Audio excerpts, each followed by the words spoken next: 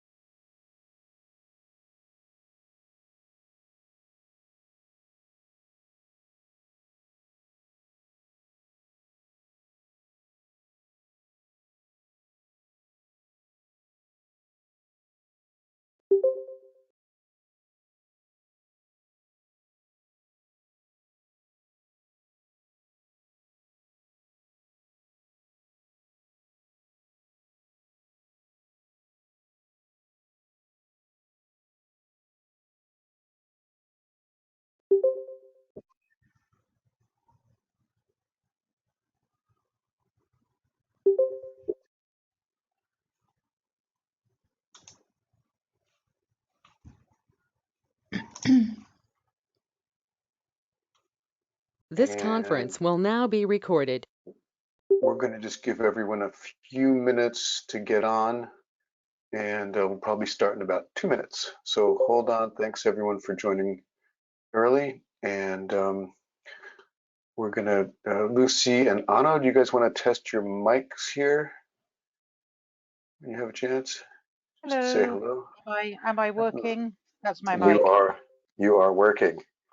Excellent. Hi, David. This is my test. Hi, Onno. Excellent. You are working too. Yep. Hi, is Ilani here? Sorry? Ilani. Ilani. Hello, Ilani. Hi. And Johnny, you want to try your mic as well? Hey, Dave. Yep. Okay. Let me know how it's working. Perfect. Okay.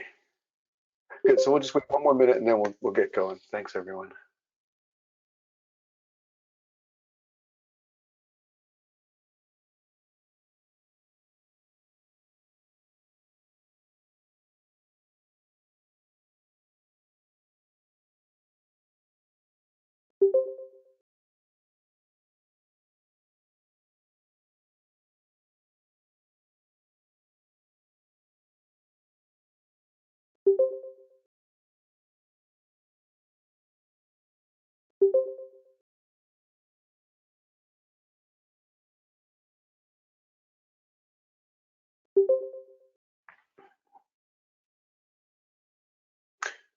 Okay, let's get started.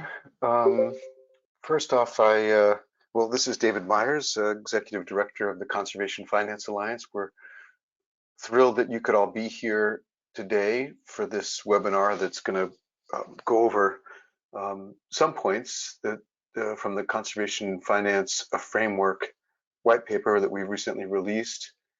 And we were fortunate enough to have several of the authors on, so we're going to have more of a conversation around it after we present some of the main points, and we really look forward to having a discussion with you all. So you will have some chance to ask questions and to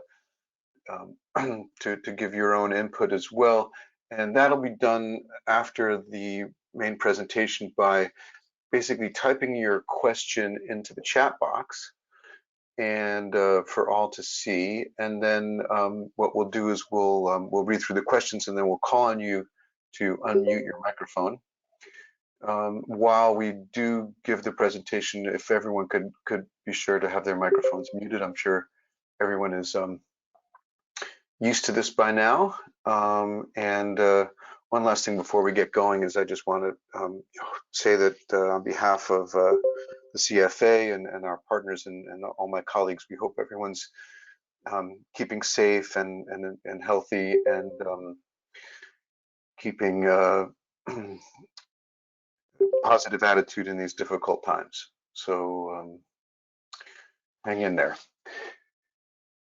Okay, so conservation finance, a framework.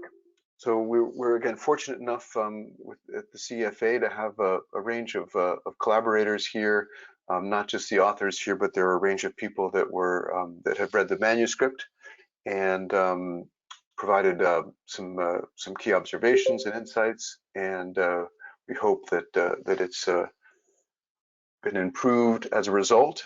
And just a quick reminder of the Conservation Finance Alliance. It's a global professional alliance for conservation finance experts, practitioners, and organizations. Our mission is to promote awareness, expertise, and innovation in conservation finance globally, for which the white paper is definitely part of that. We have 4 working groups currently: protected area finance, environmental funds, innovation, excuse me, and a new marine and coastal finance working group. If you're not members of the working group and like to join, you can do that online. We've also are in the process of updating practice standards for conservation trust funds. We produce white papers and other reports, and we're basically a global network, and we like to do webinars. In fact, we'd really love to increase the webinars that we're doing over this period because everyone's in self-isolation. So if you have suggested topics you'd like to present to the CFA membership, please let us know and we'll try to set up a time. The paper we're discussing today is called Conservation Finance: A Framework. You can download it from the website at the address listed there. Just go onto the CFA website at cfalliance.org or conservationfinancealliance.org, and hopefully you've all read it. So what is this? What is the white paper based on? And where does it come from? We've been, we have a lot of colleagues here from the Biodiversity Finance Initiative, a UNDP project, and I worked on that for quite some time. And we realized that there's different ways of looking at the challenge that conservation finance provides. And one way of looking at it is that you have you have a baseline situation and then your desired outcomes to the right. So you basically have a certain amount of finance for nature, a certain finance gap, the amount of which is relatively unknown, but we'll talk about that in a bit. And so you've got resources needed and existing resources. So you want to grow the resources that you have. You want to increase your resources, but you also want to try to reduce the finance needs so that you can lower the gap, not just by throwing more money at the problem, but also by looking at the problem from a holistic point of view, focusing your conservation finance activities to achieve a range of results.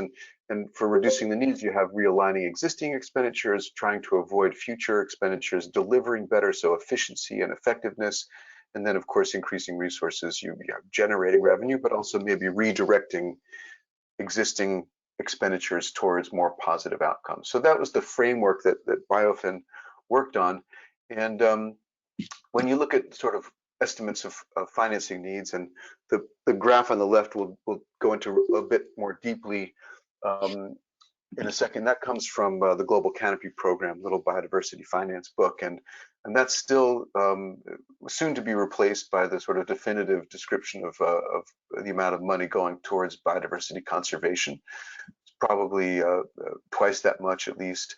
But what's the need has been estimated by a range of sources. For example, the high-level panel from the CBD, the Credit Suisse report is often cited. Maybe it's around 400 billion or so, of which we have, somewhere around 1/8 or maybe 1/4 of what we need. So we need a lot of money. No one's going to question that need for finance.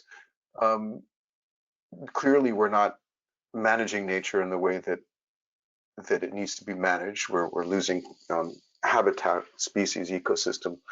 Populations are declining across the board. So we haven't gotten this right yet. Looking at where the different sources of revenue come from, you can see that half of it, and then if you add maybe agricultural subsidy reform more than half comes from national budgets and national fiscal policy, things like that. Only a small amount, 12%, comes from ODA, and then there's some other sort of market-based sources. But it's really important not to forget how much comes from domestic budgets. And so when you're looking at these different sources, what we wanted to do is then look at how conservation finance is used and what are some of the opportunities.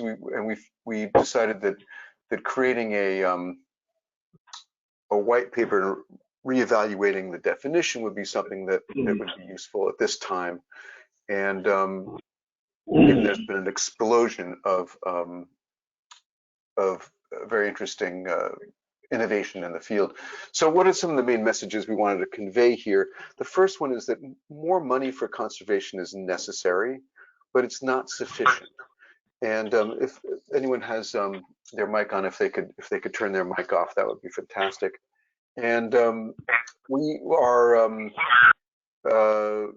so what does that mean? Well, it turns out that for all the money we're trying to invest in, saying supporting protected area, or building new ones, or doing sustainable ag, there's a lot of money being spent by governments, by the private sector, and other groups to do activities that are harmful to biodiversity. And if you really stop to think about it, most of the products that we consume, most of the activities that we do during the day are not quite sustainable yet. And so basically you're trying to fight all this pressure on nature by putting some money into it, when in fact the most challenging issue is all the money being spent on things like agricultural expansion, urban development, damming rivers, things that actually make the cost of conservation higher. So it's important to think about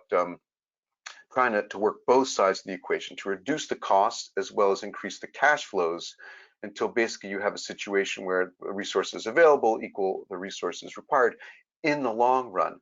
And to do that, you need to establish resilient systems that are self-sustaining, that are self-financing as in many cases as possible, so that they can be long-term solutions. And to do this, it's important to think about systems and thinking in systems, and realizing that, of course, with ecology and with conservation finance as a result, everything is quite complex and embedded in other systems. So that's the main message. So what did we come up with?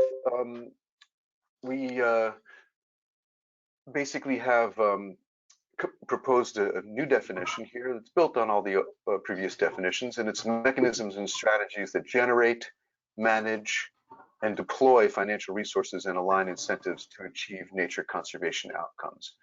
So a lot of previous definitions did talk about generate and manage, and some of them covered deploy.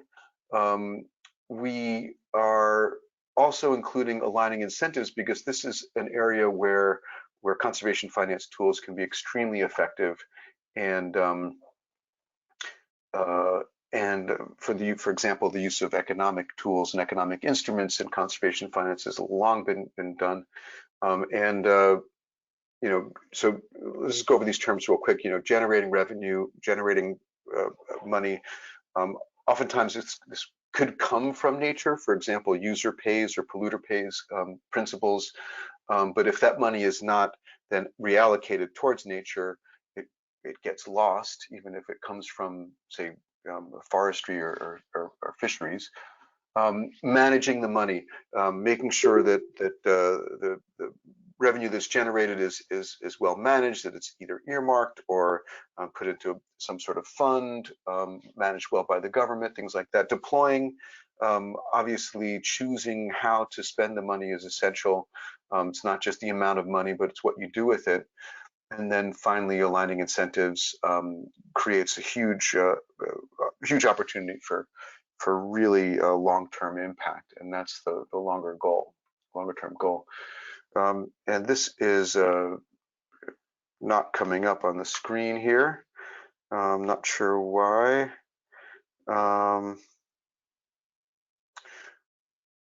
it looks like there's a lot of different pieces to it. That's why. Okay.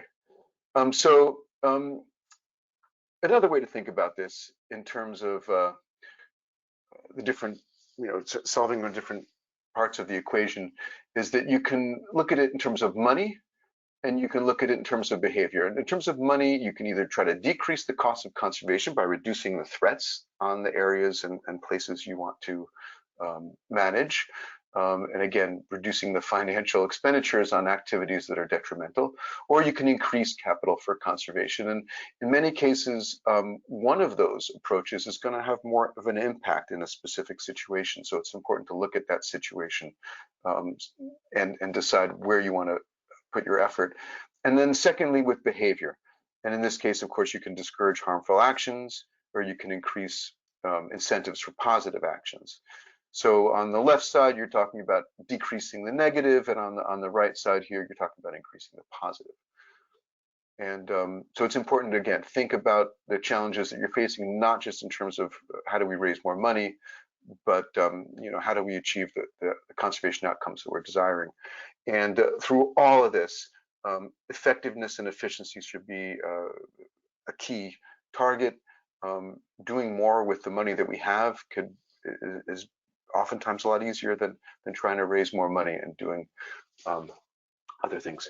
So we talk at BioFin, we've talked a lot about finance solutions. Here we're sort of mixing them a bit, finance solutions, finance mechanisms. The important thing here is that a finance solution, a conservation finance solution, is generally not a simple instrument. The instruments are often embedded in systems here where you have a source of financing, and the source could be government, it could be individuals, companies, things like that, users, and usually there's at least one or two instruments being used. Oftentimes the money or the instrument has to go through an intermediary, be it the government or conservation trust fund, things like that. And then oftentimes there's another instrument, such as a grant or some kind of transfer that goes to a beneficiary or recipient, who then takes actions achieving the conservation results, which are monitored, and impacts sort of flow back in a way to the finance source.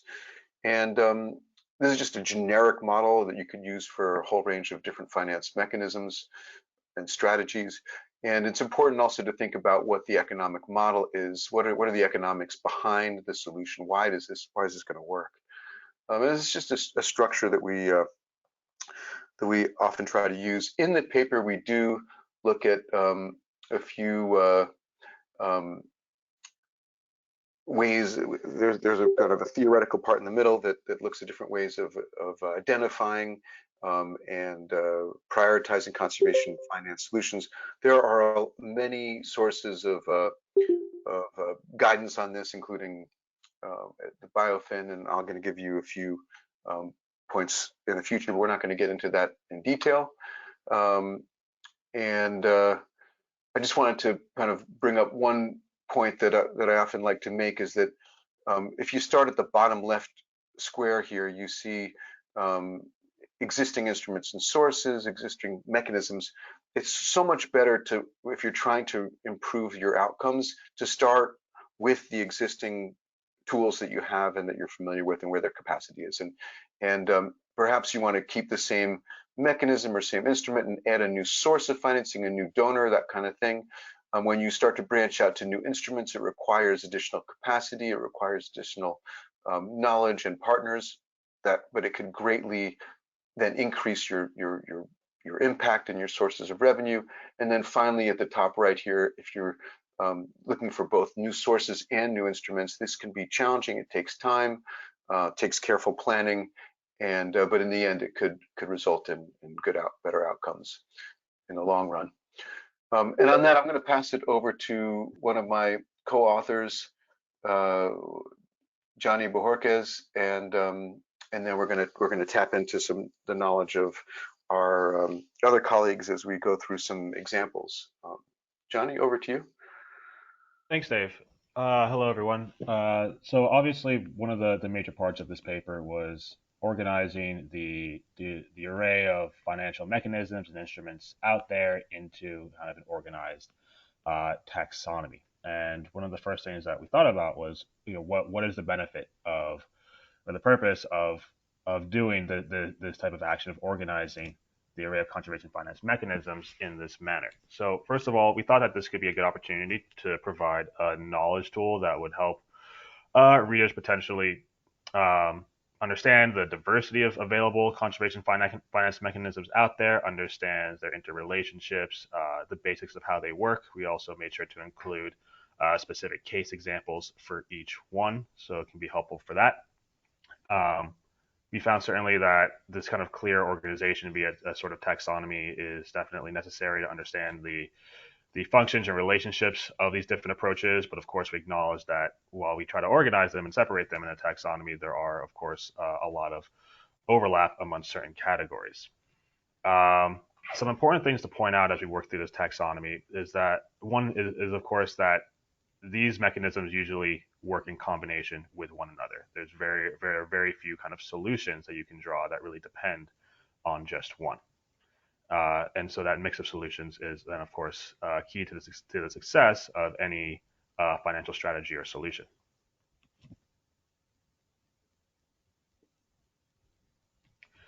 So we found, or we developed 7 broader classes of finance mechanisms as kind of a higher level part of this taxonomy. To give a quick run through of these, we have return-based investments, which is what you could think of as more kind of classic investment strategies, right? Debt financing, equity financing, everything from microfinance to private equity and capital markets. These are, of course, strategies where you invest money with the expectation of earning some sort of financial return. We also have economic instruments, which both can raise money but also influence behavior and encourage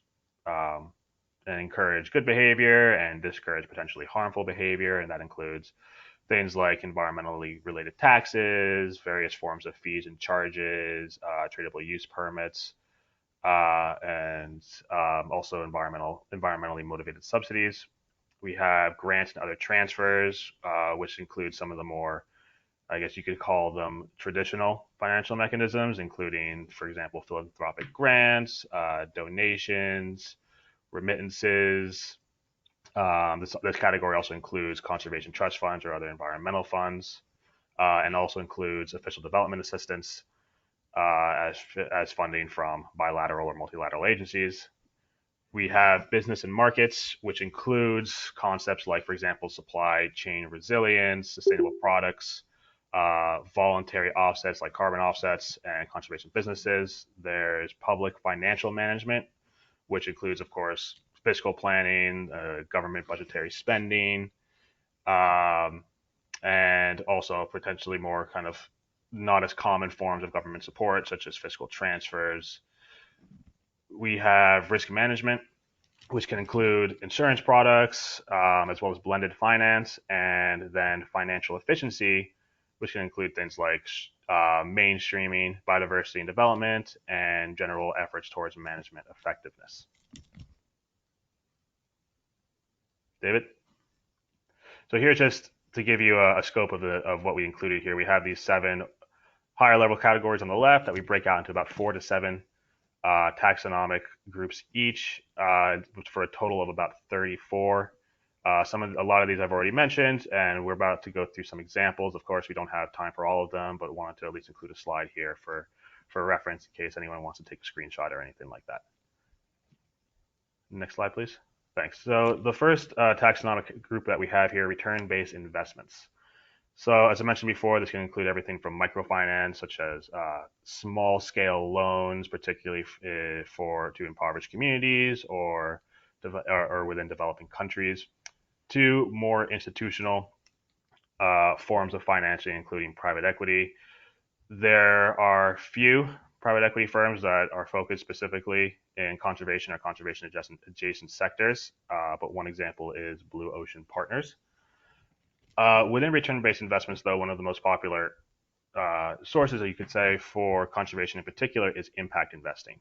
One of the more prominent firms that's been particularly active lately has been Athelia, formerly known as Athelia Ecosphere, but was recently purchased by Morova.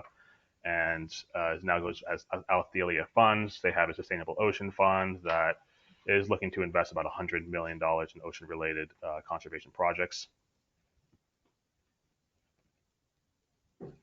Economic instruments. So as I mentioned before, environmentally related taxes is one of the categories under economic instruments. This can include green taxes as a type under tradable resource permits. Obviously, tradable fisheries quotas could be an example. This also includes tourism entrance fees. We have Lucy Emerton on the line here, who we know has a great deal of experience in this topic. So Lucy, would you like to take the floor for a minute? I have to be very honest, I know nothing about tourism entrance fees, but I think, you know, we have a lot of examples, good examples of say, green taxes, which are used as a way of both revenue raising for conservation, you know, slapping a tax onto a product or a service which might or may not be related to biodiversity. We also have the use of green taxes, not just to raise revenues for financing, to provide incentives for conservation. Let's give you tax relief or relatively lower taxes if you're conserving forest on your land, if you're using solar powered energy, etc., etc. And I think that's a key thing with tourism entrance fees and tradable fisheries quotas as well. With economic instruments, you're not just raising revenues for conservation, but you're also attempting to modify people's behavior. So you're attempting to, and this sort of relates to all Chris's questions on the chat bar, you know, this is a way of also reducing potentially the costs of conservation because you're modifying people's behavior and you're taking the threat away. Back to you, Johnny. Okay, thank you, Lucy. Sorry for the confusion there, but thank you for the very valuable insight. I think that's as much as there is to say for this right now. David, next slide, please. So grants and other transfers, as I mentioned, this includes a lot of what we might call more traditional financial sources or mechanisms, including private and corporate philanthropy or conservation trust funds and environmental funds. As an example, one, there are many NGOs and philanthropic groups out there that can provide this type of funding or support, not just for specific projects, but one example of a philanthropic organization that has taken a broader campaign is the Vibrant Oceans campaign, previously termed 50 Reefs, as an approach to help identify and secure the resilience of ocean ecosystems and dependent societies around the world. And as sorry, David, I just want to mention briefly under conservation trust funds, we have, of course, Red LAC in Latin America, and CFA does have an environmental funds toolkit that we want to give a quick shout out to. Go ahead, next slide. So we have an example here for the Philippines. I think, Onno, you're going to chime in here.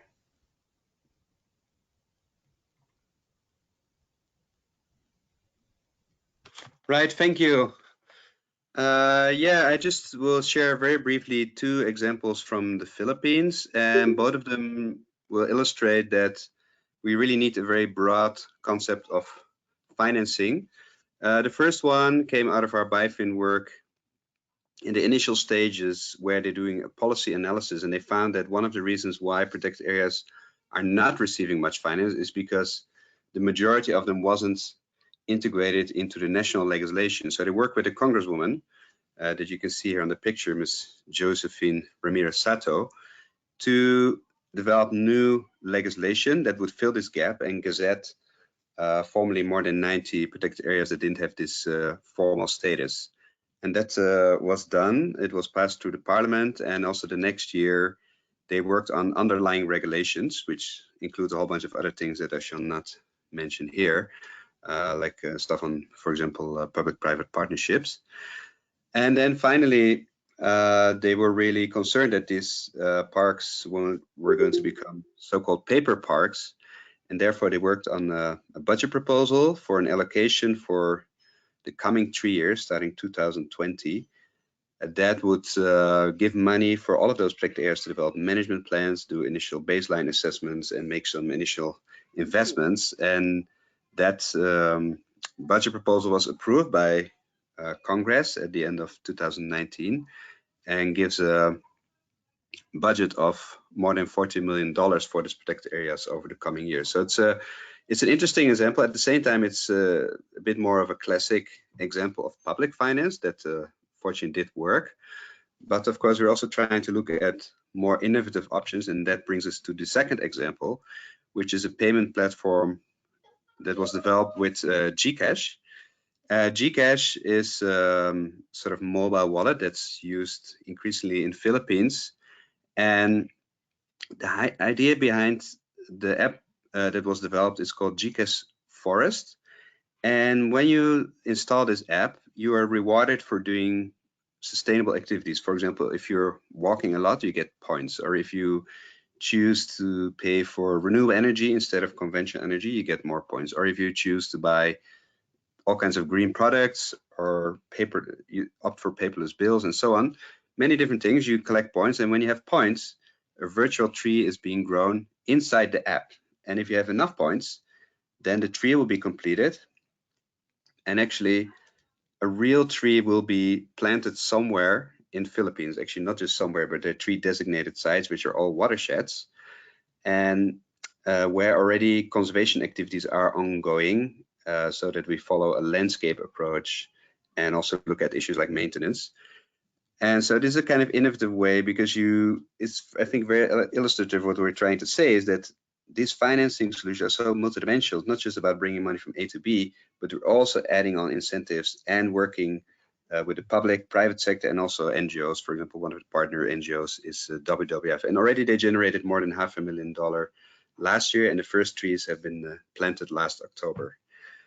So that's just a very brief snapshot to make all of this a bit more lively. And now back to you, John and David.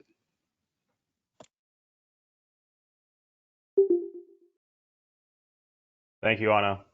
So the next group, the next taxonomic category here that we have some examples for is public financial management. Now, as I mentioned, this includes perhaps, as David pointed out, with the sources of financing, perhaps the most prominent category, which is government budgetary spending, but it also includes some other government-based instruments or mechanisms, including fiscal transfers or government grants. For example, the conservation innovation grants by the United States Department of Agriculture that help support a lot of innovative technologies or other projects that you might see also in, for example, a conservation incubator. One other prominent example is, of course, earmarking revenues for nature. This includes the gasoline taxes in Costa Rica, where gasoline taxes have been used to fund a national payment for ecosystem services program that has successfully funded a lot of reforestation efforts around the country and has been a very important part of the country's overall conservation efforts there. And the last category that we have examples for here is financial efficiency. So under financial efficiency, we've included mainstreaming biodiversity and development. This includes the Working for Water program in South Africa that has made consideration of invasive plant species a main part of national legislation processes. And this example also includes public-private partnerships, which we categorize under financial efficiency because through public-private partnerships, governmental agencies responsible for conservation have the opportunity to potentially hand off or offset some of their costs towards a private operator who can come in and take up some of the management responsibilities. For example, say specifically tourism, where perhaps government agencies don't necessarily have a lot of experience, or in some cases take over full management responsibility for some protected areas. One example is African Parks, which is a nonprofit organization that helps manage protected areas across Africa. Other examples might include Stanapa for the Bonaire National Marine Park. So that wraps up the examples we have for this taxonomic breakdown. One important thing to note is that, of course, this work was inspired by a lot of resources out there. We reviewed a number of other sources that do exist for conservation financial mechanisms or financial instruments that we kind of took from and through those examples distilled it down to this taxonomic breakdown. And we certainly encourage everyone here to go and look up these resources as well.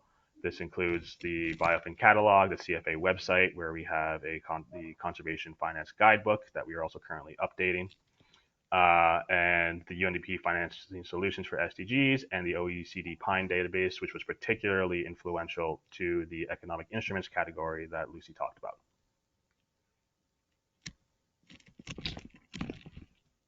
Johnny, maybe I'll take over from here. So, I mean, what are some of the, thanks very much for your presentation, and thanks everyone. And Lucy, I'm gonna ask you to maybe give us some general comments after this slide in terms of, you know, kind of your observations of how this white paper can be useful and how would it help people try to understand some more of the challenges.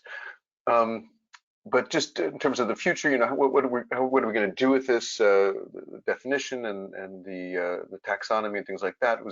Well, we're in the process of integrating that into an update of the Conservation Finance Guide that was initially done in 2002, and you know, we're looking through the 160 plus mechanisms that are in the Biofin catalog of different finance mechanisms, and we're structuring that according to this taxonomy, and that'll be included in the Conservation Finance Guide, now which the legacy guide is available at conservationfinance.info for information. And you know, right now there's a lot of you know, need for accounting for how much we're spending and the finance needs, and hopefully these taxonomic categories will remind us that that we, you know, should keep quite a broad approach in that, and then maybe in the future defining very specific targets within each of the 7 larger classes, or I think there's 34 second level categories underneath that. So on that, I just want to pass it back over to Lucy a bit for any kind of general observations before we start to take some questions from everyone. Lucy? Actually, thanks, Dave. I just wanted to pick out one thing that you mentioned earlier on, that of necessity, of course, due to a lack of time, we didn't have time to dig into it, but I just want to flag it again because I think it's one of the most important things about this white paper. I think the white paper is useful because obviously it has a lot of information on the different multiple taxonomy categories of financing mechanisms available that Johnny just described. But that's not the real innovation. You can get that lots and lots of other places as well. I think the really important thing to summarize and underline about the white paper is just making the very simple but very important point that conservation finance is not just to do with more money. More funds might be a necessary condition for more effective conservation, but in itself, it's not enough. The financial constraints to conservation go way beyond a lack of funds. And one of the big challenges is, you know, to date, conventionally over the former decades, we in the conservation community have always been obsessed with getting more money. And we've seen that as an end in itself. If we get more money, if we get more budget, if we get more funding, biodiversity will be conserved. But of course, the financial constraints go way beyond that. It doesn't matter how much money you have, if it's not being spent efficiently on the people and the activities that are bearing the costs of conservation, if it's not being administered and allocated in the right way, if it's not actually being retained and reinvested in conservation, it doesn't matter how many zillions of dollars we're generating, it's not actually going to overcome the financial constraints of conservation. And I think that, however obvious it sounds, as with most things, it's the very clear, very simple messages that sort of overturn business as usual, which I think are the most important ones. And I think actually that's one of the most useful things about this white paper, is presenting a framework for looking beyond just this very one-dimensional, simplistic view of all we need to do is generate more funds, because that actually in many cases, not just sort of failed to change business as usual and improve conservation, but actually in some cases that traditional approach has acted to the detriment of conservation. So that's just the thing that I wanted to flag there.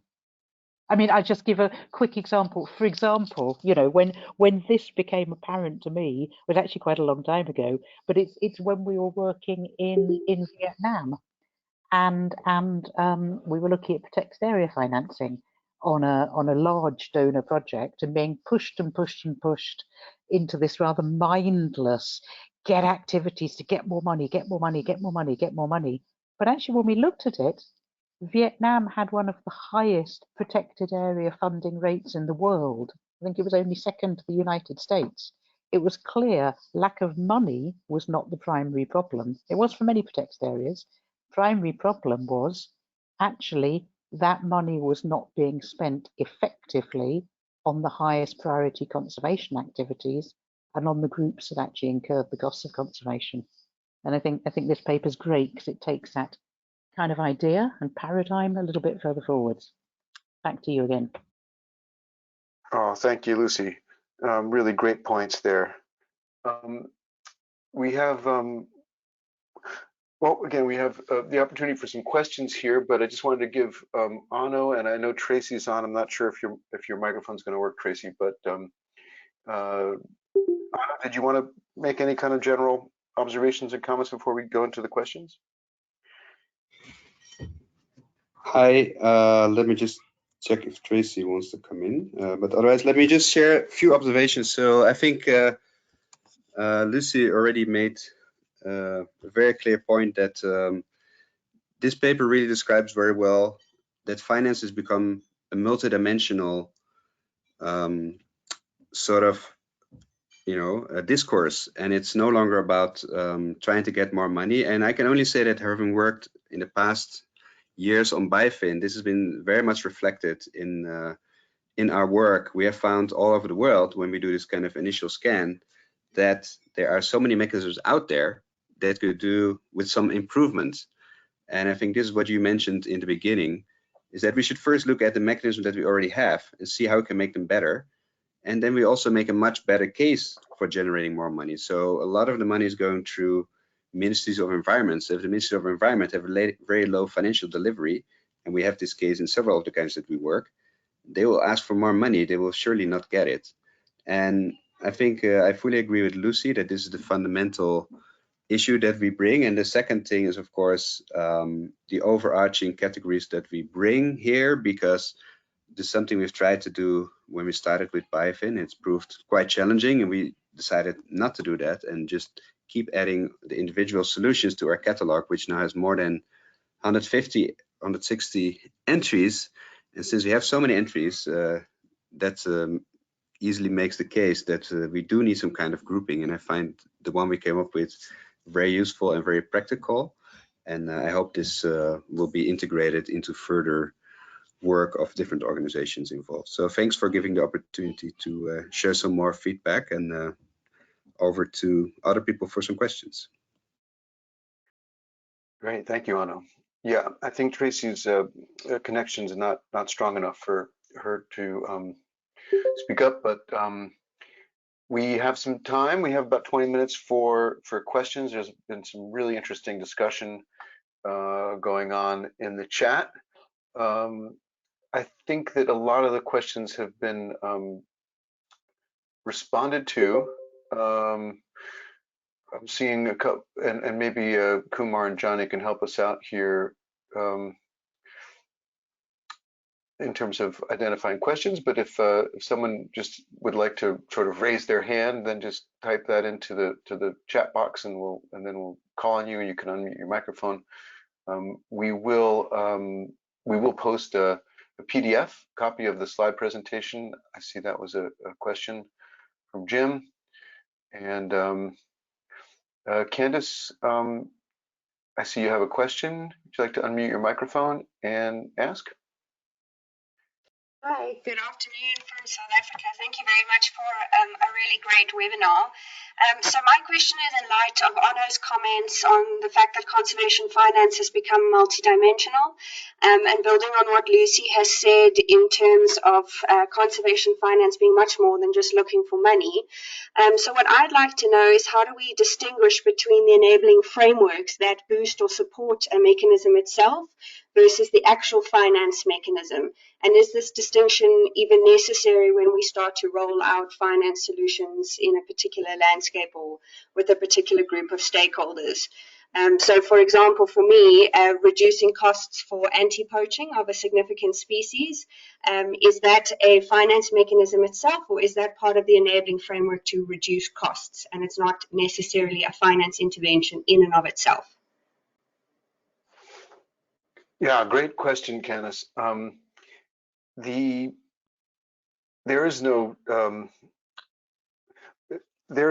clear answer to that, and in a way it doesn't matter.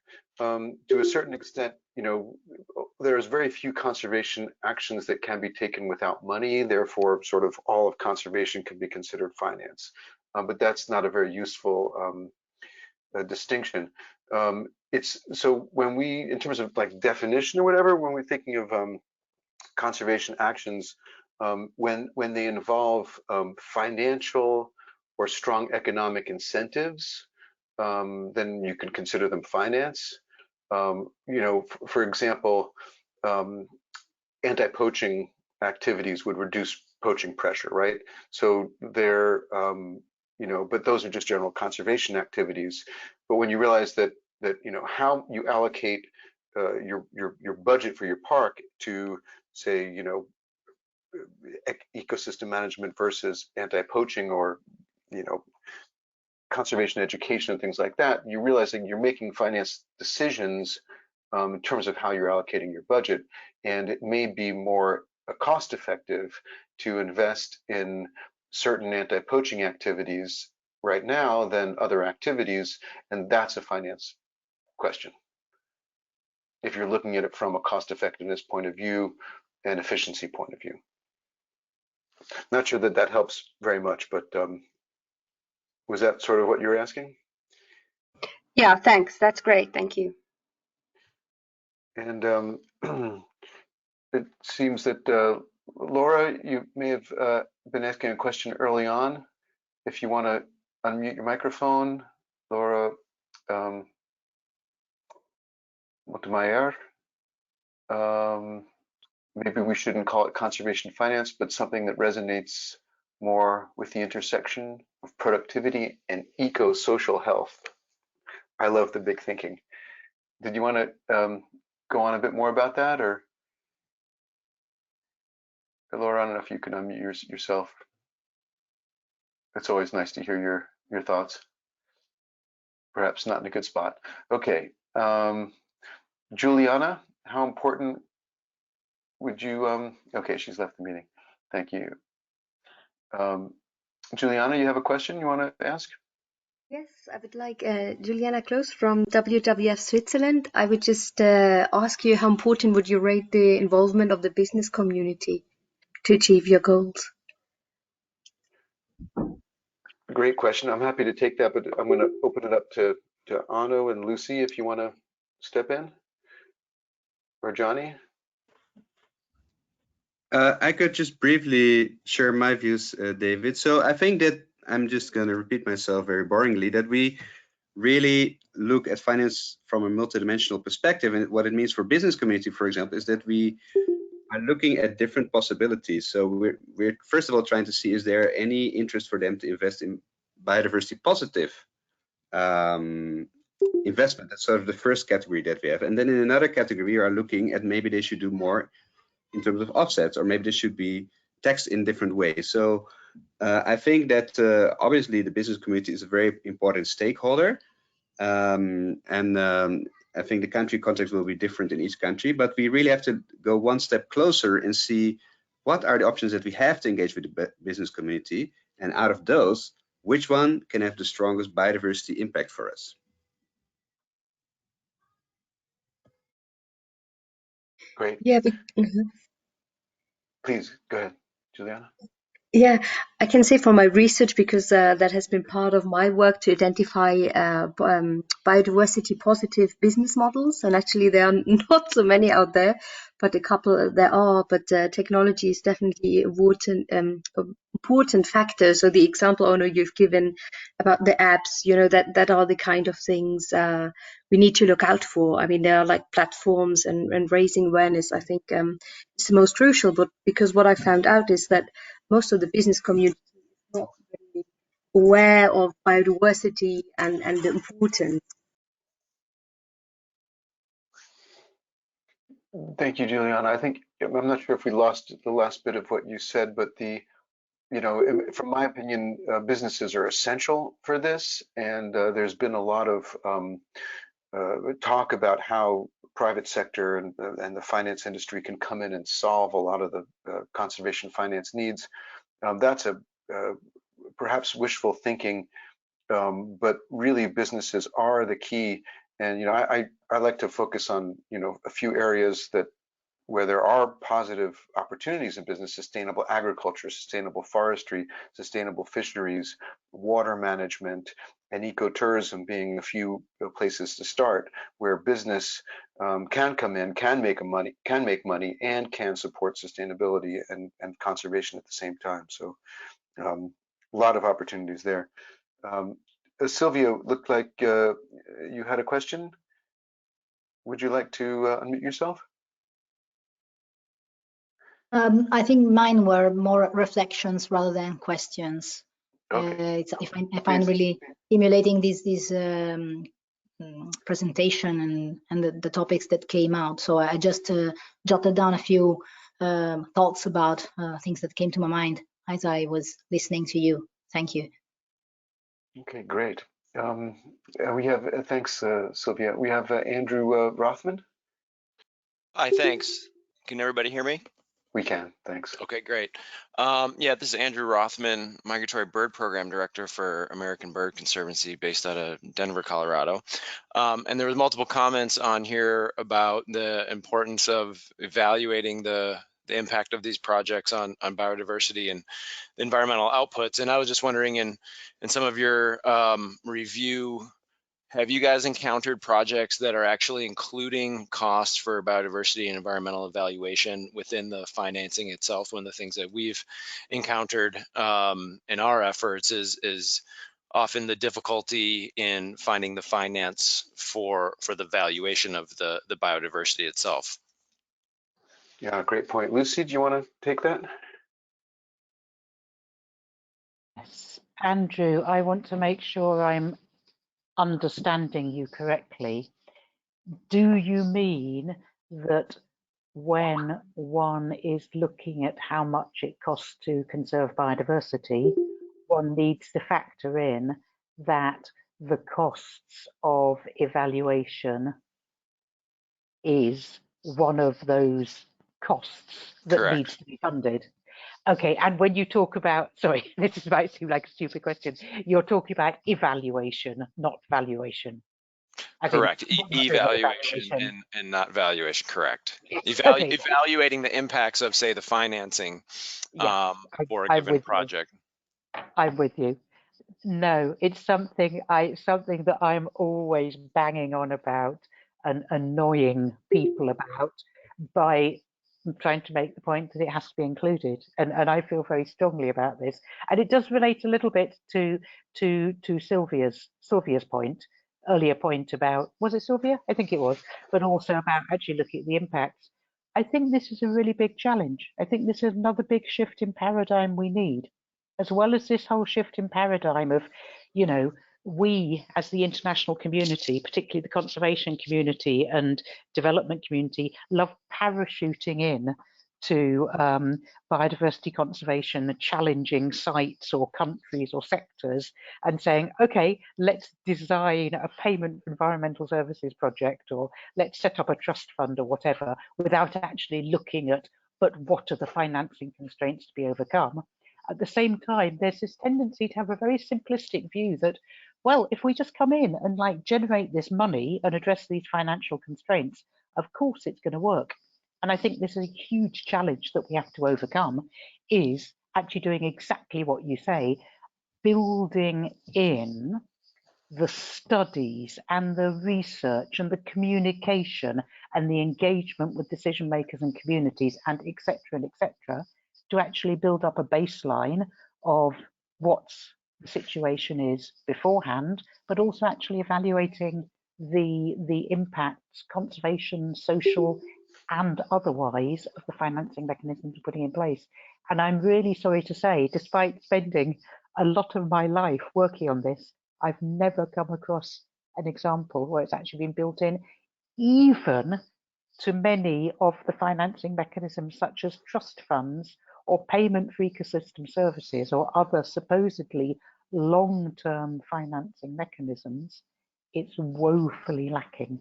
Maybe one of my other colleagues can come up with a nice, positive, good example, or it has been. Thank you. Well, thanks, Andrew and Lucy. I'm not sure I've got a stellar example there, but you know, in impact investing, for example, the investors are looking for very simple, measurable outcomes. And you know, I think one of the challenges for biodiversity, say, as compared to climate change financing, is that we don't have a simple measure like tons of carbon equivalents. That nature is much more complicated. Ecosystems are complicated. It's really you know, challenging, but there are some great resources out there. The Conservation Measures Partnership, for example, have been working on these issues for a long time, and but we do need to figure out a nice, clear way to get investors and governments. And one of the successes that we've had with BioFin, I'm maybe talking out of turn for Onno here, but just getting ministries of environment to have the right impact measures and you know, results-based budgeting type thing would really helps the Ministry of Finance get more excited about putting more money into the Ministry of Environment, for example. But just to chip in very quickly again on this, because I think Andrew has flagged a really, really important point here. I think this is exactly it. If you just see conservation finance as generating more money, that lends itself to a sort of a traditional approach which says, well, all we're concerned about is generating more money, because our assumption is, our untested hypothesis, as long as we have more money, of course, conservation will improve.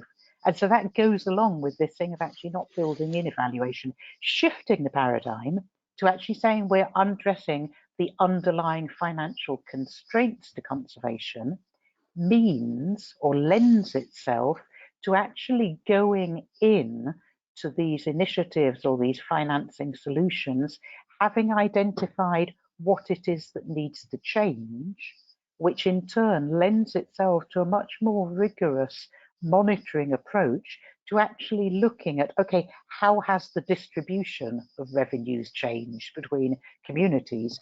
How has the engagement of the private sector changed? How has, you know, a particular cost norm or budgeting planning process or investment appraisal process change? And so I think it also kind of goes along with this much more sort of multiple view or three-dimensional view of financing. Nice, thanks, Lucy. Great points. There's a discussion going on online here, and maybe Bas Lumen, if you want to unmute your microphone and bring up the questions. Some quite interesting points about the sort of pipeline of projects and scale and size.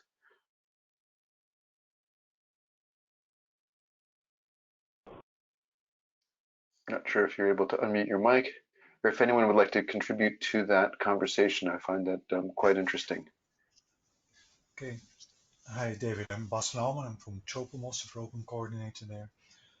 And we actually trying to address this problem of a big gap between the offer of finance on the one hand and smallholders and communities that are prepared to work on conservation, on climate action as well, but they cannot find the support to do so.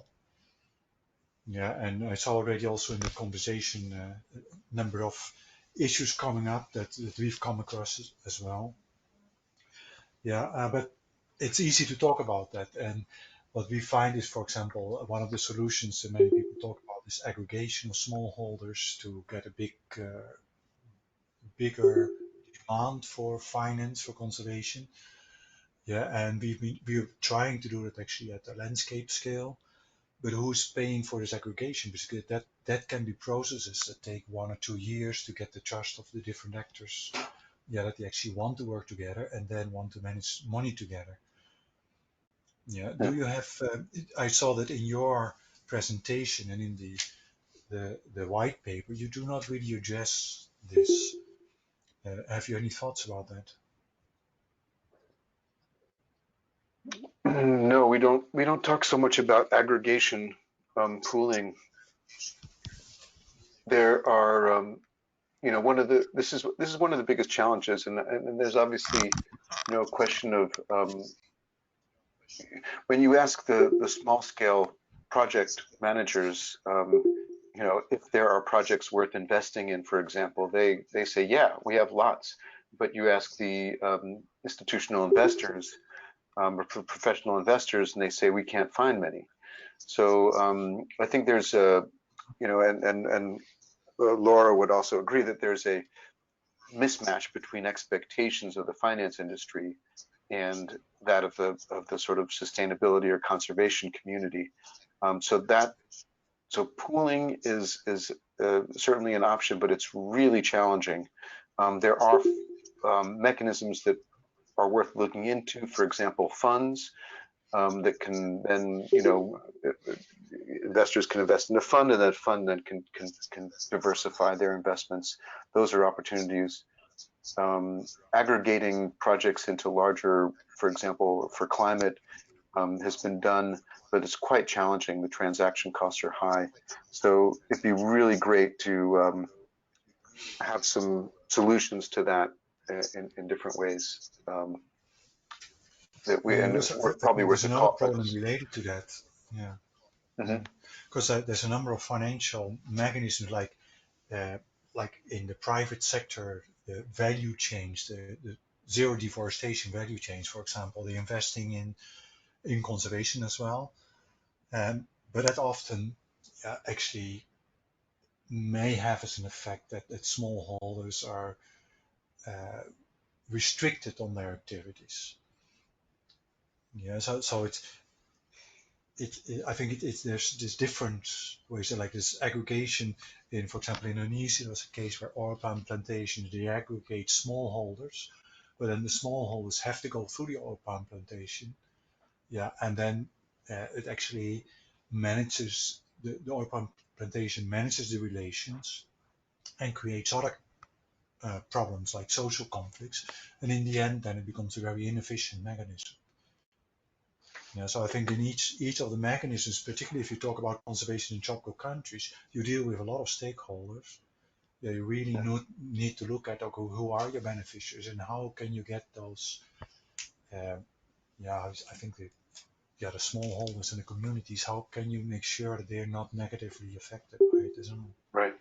So it's on Great one hand, how points. can they get the funds, and on the other hand, how can you not, Yeah, it's a perfect example of how, trying to align incentives for the long haul is such a key part of any solution. And to try to, and Lucy's kind of point about taking into consideration all the opportunity costs and to make sure that you've got a real holistic approach. Well, I think our time is up, and I really want to thank everyone for your questions and for listening, and thank the authors and the reviewers of the white paper. And we do have another talk, another webinar tonight at 8. If there are people who you think missed this and would like to participate, we'll also put up a recording online as well. And again, I want to thank everyone for joining. Johnny, Lucy, Onno, and all the other authors, and wishing you safety and health and the best. And thanks very much. Bye now.